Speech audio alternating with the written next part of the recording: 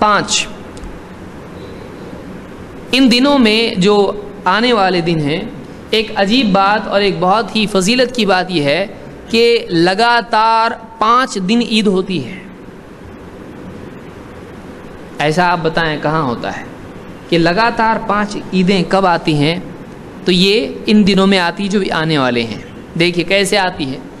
اللہ کے نبی صلی اللہ علیہ وسلم فرماتے ہیں یوم عرفہ، عرفہ کا دن، و یوم النحر، نحر کا دن جو قربانی کا دن یعنی عید کا دن، و ایام التشریق، اور ایام التشریق یعنی عید کے دن کے بعد کے 3 دن، عرفہ کا دن، عید کا دن، اور اس کے بعد 11 12 13، تو 9 کا دن عرفہ ہے، 10 کو عید ہے، اور 11 12 13 ذوالحجہ، کل ملا کے کتنے دن ہوئے؟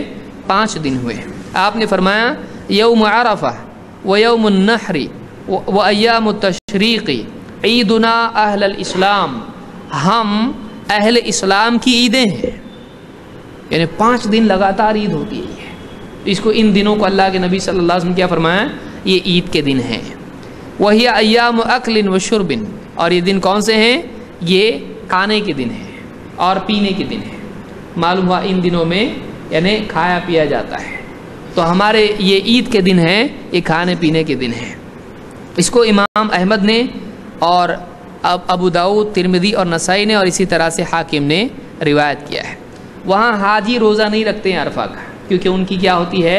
عید ہوتی ہے۔ لیکن ہم یہاں حاجی ہیں کیا؟ یہاں ہم رکھ سکتے ہیں۔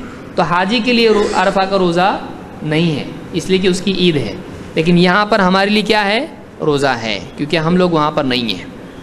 تو اس کو امام ائمہ نے یعنی اصحاب السنن میں سے 3 نے روایت کیا ہے، اور امام احمد نے بھی، اور یہ صحیح روایت ہے۔ اس سے معلوم ہوا کہ لگاتار 5 عیدیں آتی ہیں، لگاتار 5 عیدیں آتی ہیں ان دنوں میں، یہ بھی ایک بڑی فضیلت کی چیز ہے۔